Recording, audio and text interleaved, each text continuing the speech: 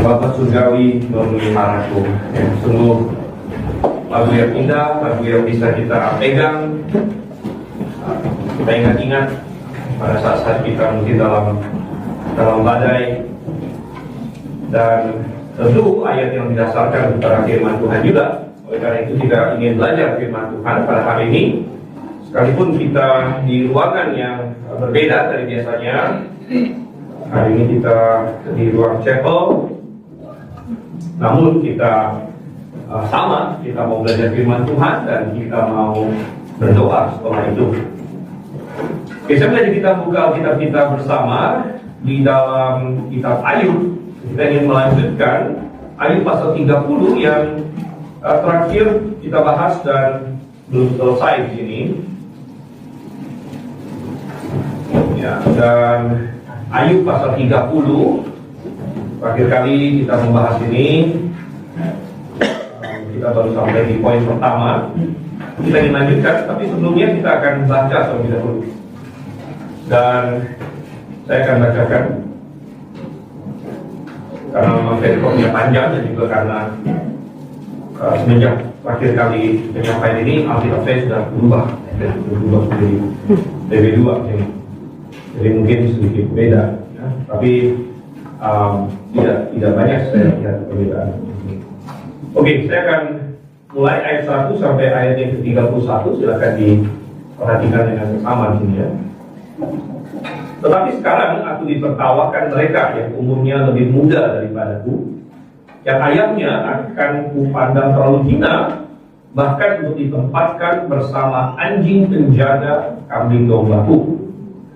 Lagi pula, apa gunanya kekuatan tangan mereka bagiku? Mereka sudah kehabisan tenaga.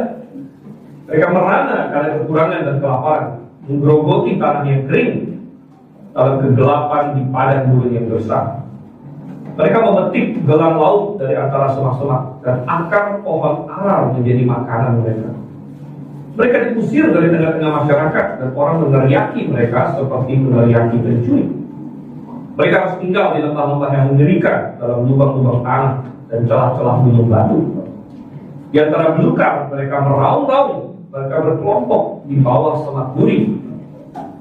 Mereka itulah orang-orang bebal yang tak dikenal, yang dijepak dari negeri. Tapi sekarang aku telah menjadi saja sindiran dan ejekan mereka. Mereka jijik terhadap aku dan menjauhkan diri dariku. Mereka tidak menahan diri untuk meludahi mukaku. Karena tali busurku telah dilepaskan dan aku direndahkannya, mereka pun tidak mengekang diri di hadapanku. Di sebelah kananku muncul gerombolan, dikaitnya kakiku dan dirintisnya jalan kebinasaan terhadap aku. Mereka membongkar jalanku dan mengusahakan kejatuhanku, tanpa perlu ada yang menolong mereka. Seperti melalui tembok yang terbelah lebar, mereka menyerbu, datang bergelombang di tengah-tengah keruntuhan. Musibah mengerikan ditimpa atasku, kemuliaanku diterbangkan seperti oleh angin, dan keselamatanku melayang seperti awan. Sebab itu jiwaku hancur dalam diriku. Hari-hari kesengsaraan mencekam aku. Pada waktu malam tulang-tulangku seperti digerogoti dan rasa nyeri yang menusuk tak kunjung berhenti. Dengan kekuatan yang dahsyat direnggutnya pakaianku dan dicengkramnya aku pada leher jubahku. Ia telah menghempaskan aku ke dalam lumpur dan aku sudah menyerupai debu dan abu. Aku berseru minta tolong kepadamu, tapi engkau tidak menjawab. Aku berdiri menanti, tapi engkau tidak menghiraukan aku. Engkau menjadi kejam terhadap aku. Engkau menyerang aku dengan kekuatan tanganmu. Engkau mengangkat aku ke atas angin, melayangkan aku dan menghancurkan aku di dalam angin ribut. Ya, aku tahu engkau membawa aku kepada maut, ke tempat yang ditentukan untuk semua yang hidup. Sesungguhnya, mungkinkah orang tidak akan mengulurkan tangannya kepada yang rebah jika ia berseru minta tolong dalam kemalangannya? Bukankah aku menangis bagi orang yang mengalami hari kesukaran? Bukankah hatiku berduka karena orang miskin? Tetapi ketika aku mengharapkan yang baik, kejahatanlah yang datang. Ketika aku menantikan perang, kegelapanlah yang datang. Hatiku bergelora dan tak kunjung diam. Hari-hari kesengsaraan telah melanda diriku. Dengan sedih, tanpa kehangatan mentari, aku berkeliaran. Aku berdiri di tengah-tengah jemaat sambil berteriak minta tolong. Aku telah menjadi saudara bagi serigala dan kawan bagi burung unta. Kulitku menjadi hitam dan mengelupas, tulang-tulangku membara karena demam. Petikan kecapiku menjadi ratapan, dan tiupan serulingku menjadi suara tangis. Oke, mari kita berdoa dulu. Bapa di surga, Tuhan, kami membuka suatu catatan, suatu rintihan, suatu puisi yang diinspirasikan, yang ditulis lebih dari 4.000 tahun yang lalu mungkin. Namun apa yang tertulis, suatu kisah yang sangat kuno ini benar-benar terjadi dan engkau pelihara melalui milenium agar kami baca untuk menjadi pelajaran bagi kami. Tuhan, kami tidak mungkin dapat sampai kepada apa yang kau inginkan tanpa pertolongan-Mu. Oleh karena itu, bantulah kami, perangi kami, Roh Kudus berbicara kepada masing-masing dari kami. Kami berdoa Tuhan dalam nama Yesus Kristus. Amin. Baik, sebagaimana sudah kita bahas bahwa tema dari pasal ini sebenarnya adalah bagaimana Ayub yang mencerminkan Yesus Kristus jatuh dari kemuliaan kepada kesengsaraan. Dari kemuliaan menuju kesengsaraan. Suatu kisah Ayub dan Kristus. Kalau kita masih ingat pasal 29 adalah pasal di mana Ayub kilas balik. Dia bilang, aku masih ingat waktu dulu aku begitu mulia, aku begitu diterima orang hormat kepadaku. Ketika aku datang, semua pembesar diam, semuanya begitu baik padaku dan lain sebagainya. Dan pasal 30 adalah sisi yang satunya lagi, di mana dia berkata, dia menggambarkan betapa dalamnya dia sudah jatuh saat ini, betapa kesengsaraan yang dia alami dan lain sebagainya. Dan kita akan membagi pasal ini, bagaimana sudah saya katakan juga, dari ayat 1 sampai 15 sebenarnya adalah kesengsaraan Ayub dalam hubungan dengan manusia. Dan ayat 16 sampai ayat 31 adalah kesengsaraan Ayub dalam hubungannya dengan Tuhan. Dan dalam hubungan dengan manusia, kita lihat di ayat 1 sampai ayat 8, di mana Ayub menyayangkan betapa orang-orang yang tadinya adalah orang-orang yang begitu rendah, orang-orang yang orang-orang buangan dari masyarakat, itu sekarang mencela dia. Dan sebentar, ganti dulu. Oke, ini baterai masih ada ini. Ya, nggak apa-apa. Suara saya terdengar seperti ini. Suara saya terdengar. Oke, jadi kita melihat bagaimana Ayub di sini menggambarkan orang-orang yang bagi dia, waktu aku masih dalam kemuliaanku, aku tidak pandang mereka. Ya, dikatakan, jangankan mereka, bapak-bapak mereka aja nggak akan saya pandang. Bapak mereka saja tidak pantas untuk menjadi penggembalaku, ya, teman dari anjing penggembalaku, tidak pantas. Nah, sekali lagi, ini bukan karena Ayub bias atau jahat terhadap orang miskin. Tadi sudah kita lihat di ayat-ayat setelahnya, di ayat 25 misalnya, bukankah aku menangis bagi orang yang mengalami hari kesukaran, bukankah hatiku berduka karena orang miskin? Dan di pasal-pasal sebelumnya Ayub berkata bahwa dia adalah penolong bagi janda, dia adalah pembela bagi orang yang miskin dan sebagainya. Jadi ada sesuatu hal lain yang membuat Ayub begitu merendahkan orang-orang ini, ya. Bukan hanya fakta karena mereka miskin atau bahwa mereka dalam kondisi yang kurang baik dalam hidup ini, tetapi kita sudah, yang menjadi penekanan kita di minggu yang lalu atau beberapa minggu yang lalu dalam khotbah adalah bahwa dia sedang menggambarkan sekelompok orang yang gagal karena pilihan-pilihan mereka sendiri dalam hidup ini. Ini adalah orang-orang yang telah gagal dalam kehidupan karena pilihan mereka, karena bagaimana mereka berlaku di dalam hidup. Dan kita menjadikan ini suatu peringatan bahwa ternyata dalam kehidupan kita bisa membuat keputusan-keputusan, kita harus membuat keputusan, kita pasti membuat keputusan-keputusan. Dan keputusan-keputusan itu bisa memimpin kepada kegagalan dalam hidup kita. Kalau kita tidak hati-hati. Karena, dan saya ada memberikan peringatan di sesi yang lalu atau di kota yang lalu, karena kadang-kadang ada orang yang terlalu naif, ya, orang muda yang terlalu naif dan sebagainya, yang berpikir bahwa dalam hidup ini dia tidak bisa gagal. Dia tidak bisa gagal karena tidak pernah bahaya itu digambarkan bagi dirinya. Tidak pernah peringatan itu disampaikan kepadanya. Sehingga dia menjalani masa mudanya dengan merasa bahwa saya bebas berbuat apa-apa. Saya bebas berbuat apapun, dan ini macam-macam, penyebabnya macam-macam. Ada yang penyebabnya karena orang tuanya terlalu memanjakan dia. Kalau anak yang terlalu dimanjakan, dia bisa tidak tahu bahwa ada kegagalan dalam hidup ini.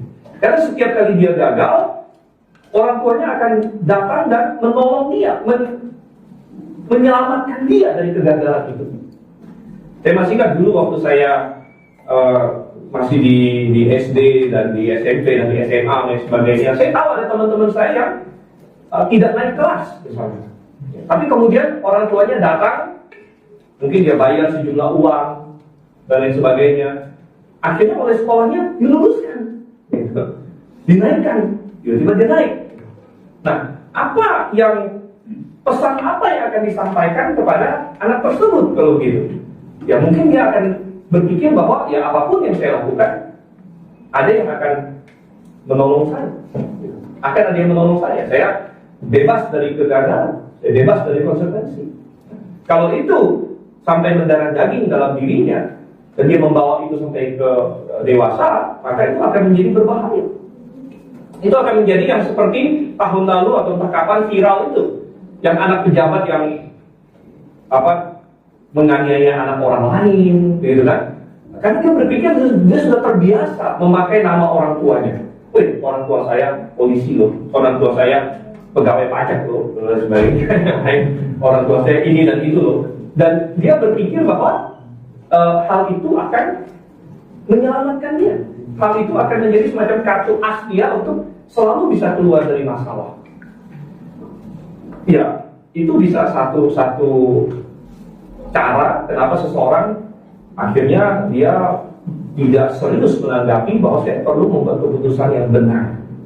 Saya perlu mengambil jalan yang benar supaya saya tidak gagal dalam hidup ini. Dan ada alasan-alasan lain lagi. Ya mungkin ada alasan terlibat di dalam kelompok yang salah. Ya, ada anak-anak muda yang terlibat dalam kelompok yang salah, yang kalau kita baca di Amsal pasal 1, ya berkata kepada temannya, ayo ikut bersama dengan kami. Ya, kita akan pergi menghadang darah. Ya, kita akan menyerang ini, menyerang itu, kita akan dapat banyak kemenangan dan kesenangan dan lain sebagainya. Jadi kalau ada orang-orang yang terlibat dalam kelompok yang salah, ya mereka bisa juga akhirnya tidak memikirkan konsekuensi dari perbuatan itu. Atau sekedar bahwa seorang anak atau seorang muda ya tidak pernah diajar akan hal ini, tidak pernah diperingatkan akan hal ini dari masa muda. Dan kita bilang bahwa ada bahaya ini, apalagi dengan sistem sekarang yang saya ada banding-bandingkan di sesi yang lalu, ya, di mana sepertinya ada usaha dari pemerintah dan lain sebagainya supaya kalau bisa tidak ada anak yang gagal. Tetapi bukan dengan cara membuat dia berhasil, tetapi untuk menghilangkan kriteria kegagalan itu sendiri. Nah ini berbahaya. Biasanya mestinya kalau kamu tidak bisa kali-kalian, kamu tidak bisa lulus SD misalnya. Kalau kamu tidak bisa membaca, kamu tidak bisa lulus SD. Nah, sebenarnya pemikiran seperti ini dimulai dari Amerika dan negara Barat, terus diimpor masuk ke Indonesia juga. Di mana ada satu pemikiran bahwa kita tidak boleh tidak luluskan anak, kan kasihan anaknya nggak lulus. Kasihan anaknya nggak lulus. Tapi dengan cara mereka meluluskannya dengan cara menghilangkan kriteria kegagalan. Sehingga apapun nilai kamu, apapun kompetensi kamu, dilulus-luluskan saja. Dan akhirnya apa yang terjadi?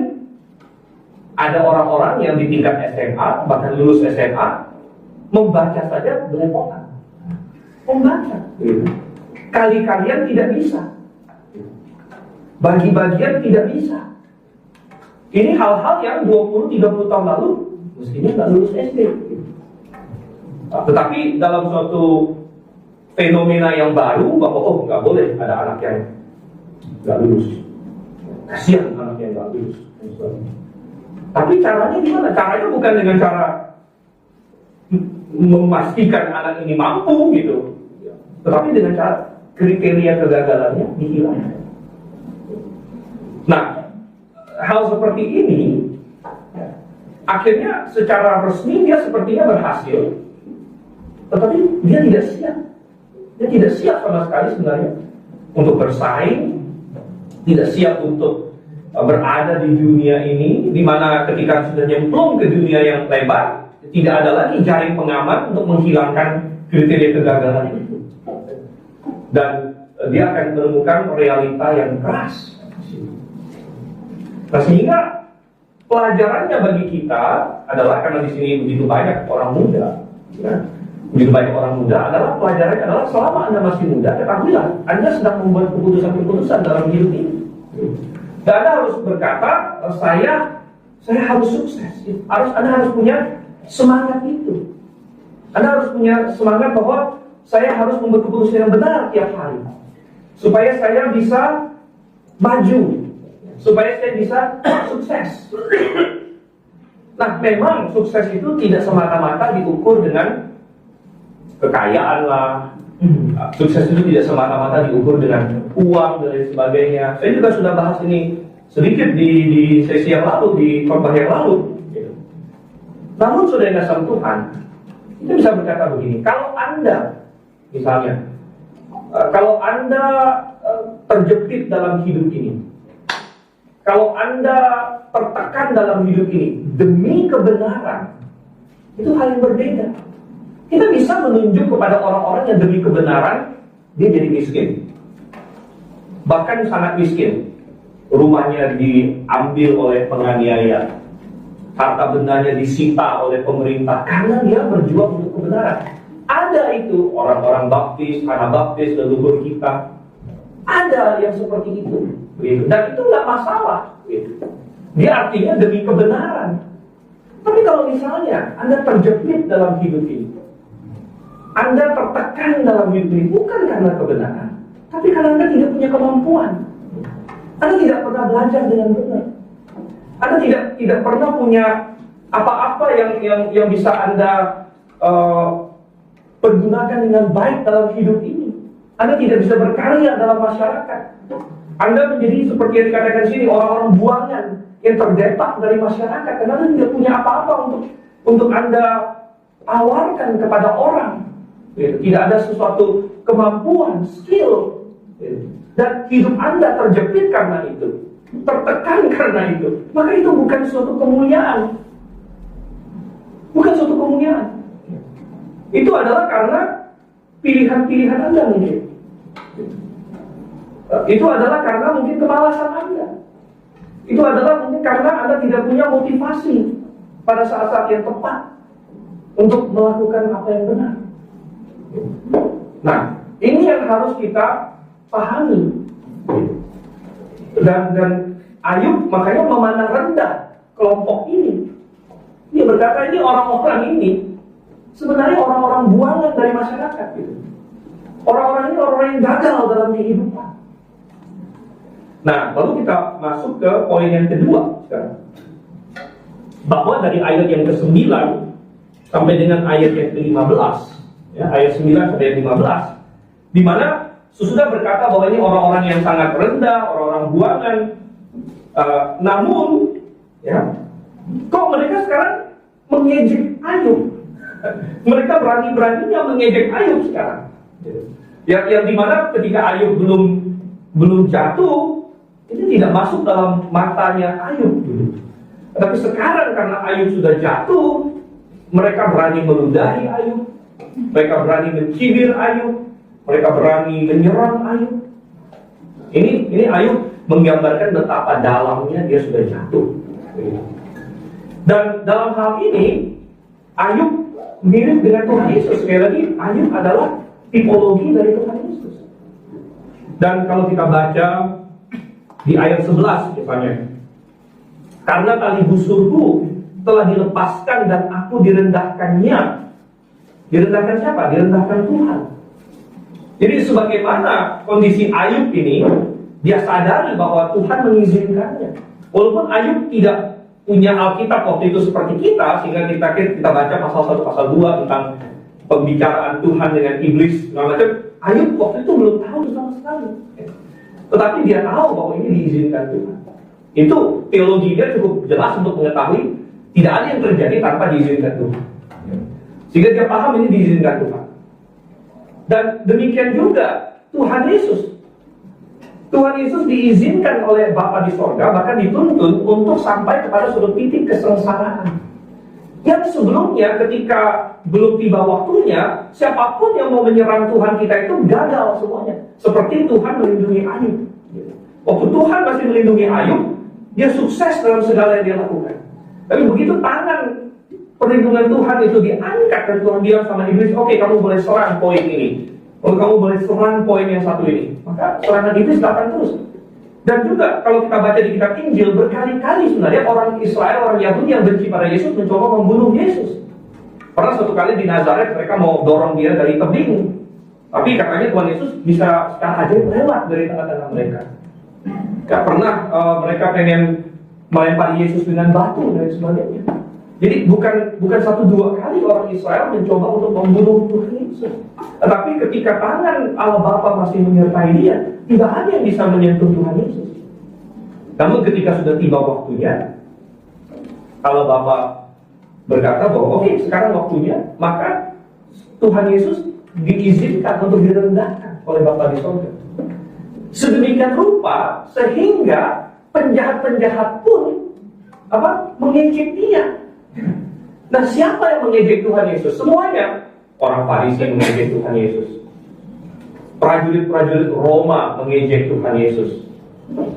Nah, prajurit-prajurit yang mungkin ya istilahnya upah UMR waktu itu gitu. Ya, mengejek Tuhan Yesus, menampar Tuhan kita. Dan yang paling parah lagi, penjahat di samping Tuhan mengejek dia.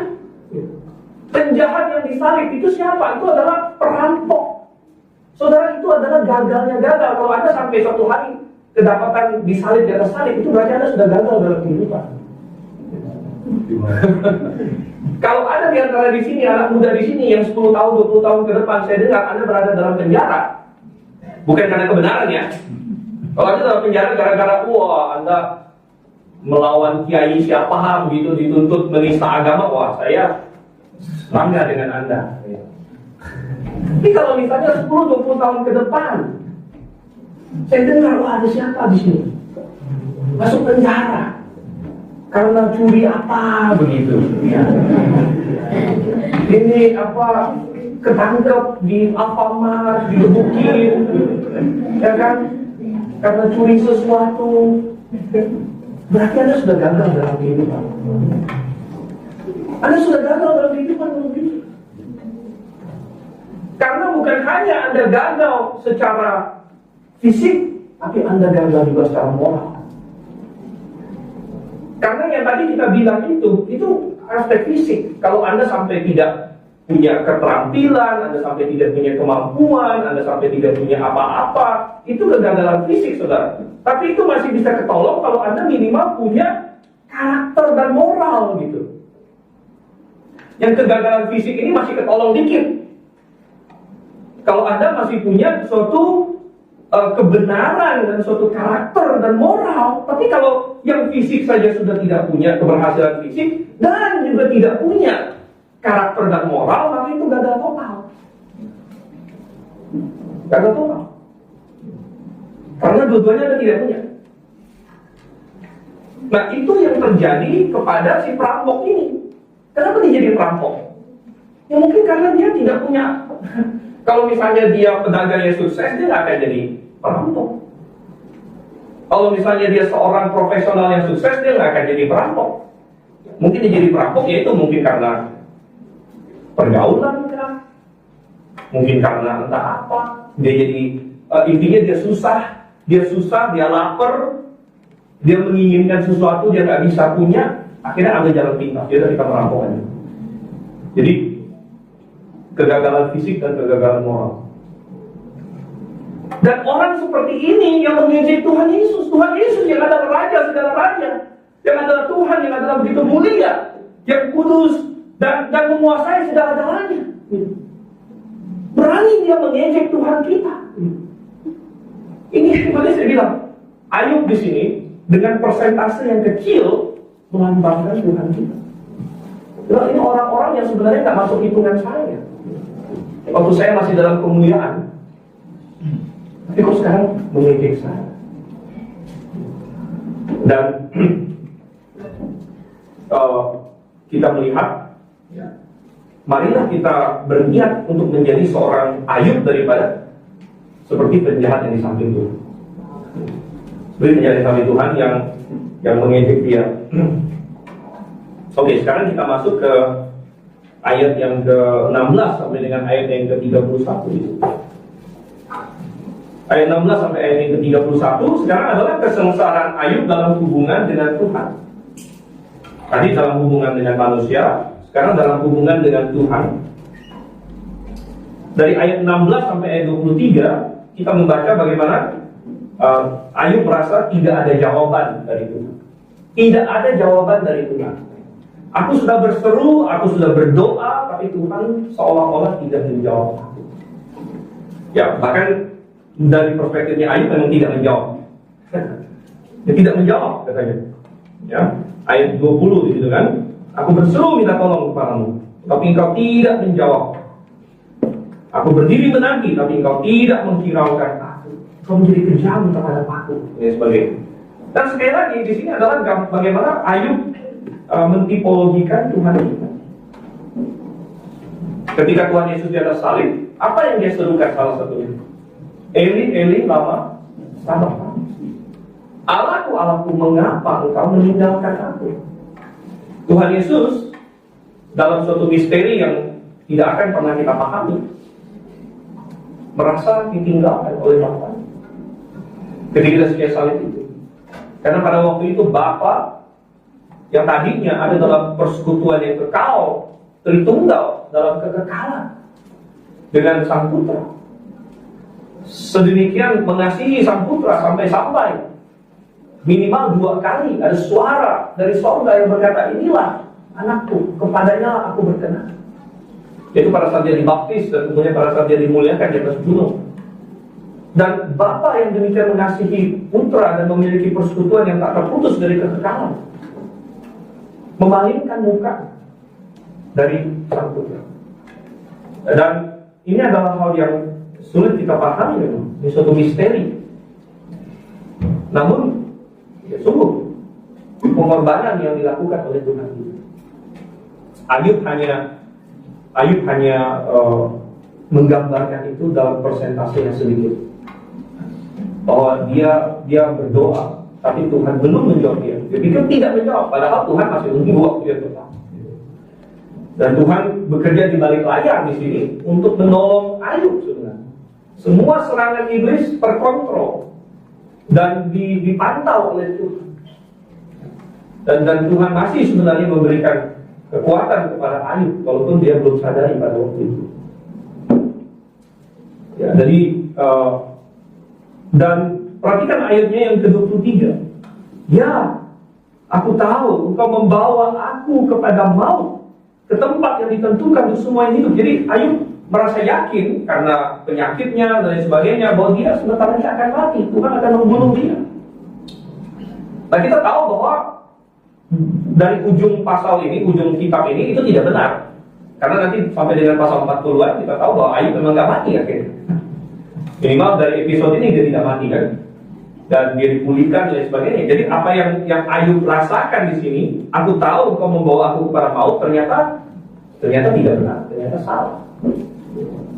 Ya, tetapi sekali lagi dia mentipologikan Yesus Kristus. Dan kalau Yesus Kristus memang dibawa oleh Allah Bapa sampai kepada maut. Dan ini mirip dengan tokoh lain yang juga mentipologikan Kristus, yaitu Abraham dan Ishak. Kita masih ingat bahwa ketika Allah Bapa menyuruh Abraham untuk mempersembahkan anaknya Ishak, untuk mentipologikan Yesus Kristus di situ, menggambarkan Yesus Kristus. Dan Abraham sudah siap, dia ambil pisau, dia mau tikam Ishak, tapi Allah Bapa menghentikannya dan berkata tidak, jangan, stop. Karena ini hanya tipologi. Stop. Jadi Allah Bapa tidak sampai membiarkan Abraham benar-benar membunuh Ishak. Demikian juga Ayub yang mentipologikan Yesus. Yesus benar-benar mati, Yesus benar-benar dikorbankan. Yesus adalah Ishak yang benar-benar dikorbankan. Kalau Ishaknya nggak jadi dikorbankan. Tapi Yesus adalah Ishak yang benar-benar dikorbankan. Dan Yesus adalah Ayub yang benar-benar menderita sampai mati. Sedangkan Ayubnya sendiri tidak Tuhan biarkan sampai mati. Walaupun dia berpikir bahwa dia akan mati. Kemudian kita lihat sekarang di sini bahwa tidak ada jawaban dari Tuhan. Dan kemudian ayat yang ke-24 sampai ayat yang ke-31, keluhan Ayub adalah tidak ada keadilan dari Tuhan. Tidak ada jawaban dari Tuhan, kemudian tidak ada keadilan dari Tuhan. Dan Ayub berkata begini, aku berlaku begitu baik sama banyak orang. Kalau ada orang yang rebah, masa aku nggak tolong dia? Ayat 24. Kalau ada yang bersuruh minta tolong, pasti aku tolong. Aku menangis bagi orang yang kesukaran. Aku berduka karena orang miskin. Tapi apa yang aku terima? Aku tidak mendapatkan keadilan. Aku begitu baik kepada orang, tapi orang begitu jahat kepada saya. Dan sepertinya juga nasib yang menimpa saya begitu buruk. Jadi di mana keadilan? Dan sudah kasih Tuhan, ini memang seruan yang benar dan seruan yang persis menimpa Tuhan Yesus juga. Apakah Tuhan Yesus diperlakukan dengan adil? Tidak. Tuhan Yesus seharusnya adalah orang yang tidak perlu menderita sedikit pun, karena dia tidak ada dosa sama sekali. Dan Allah Bapa menimpakan kepada Tuhan Yesus justru dosa kita. Jadi bukan keadilan. Tetapi Yesus Kristus menderita bukan karena keadilan, tapi karena mengikuti kehendak Bapa di sorga. Sekali lagi, Tuhan Yesus menderita bukan karena keadilan, tapi karena mengikuti kehendak Bapa di sorga. Dan ini menjadi pelajaran bagi kita bahwa ketika orang Kristen menderita bagi Tuhan, yang tadi saya bilang, kalau Anda menderita bagi Tuhan, nah itu baru luar biasa. Kalau Anda menderita di Petrus kan dikatakan, kalau ada orang menderita karena dia berbuat jahat, ya, tidak ada kemuliaannya. Kalau Anda menderita karena pilihan-pilihan Anda yang salah, karena membuat keputusan-keputusan yang salah dalam hidup ini, tidak ada kemuliaannya. Tapi kalau misalnya Anda menderita karena kebenaran, nah itu baru Anda mengikuti teladan Yesus Kristus, mengikuti teladan Ayub. Oh oke. Tuhan, aku baik, kok kena begini? Ini tidak adil. Benar, ini tidak adil. Tidak adil, tapi tidak apa-apa. Kamu jalani aja. Aku punya rencana. Aku punya rencana. Dan sama seperti ketika dalam kasus Abraham, Tuhan melihat di sepanjang sejarah manusia, siapa yang berani mempersembahkan putranya bagi Tuhan, sementara Tuhan sedang mempersiapkan untuk mempersembahkan putranya bagi manusia. Demikian juga Tuhan sedang melihat sepanjang zaman, siapa yang demi Tuhan mau menderita, rela menderita, bahkan ketidakadilan sekali. Dan salah satunya adalah Ayub di sini. Pertanyaannya, apakah kita juga siap mengambil langkah? Mari kita berdoa.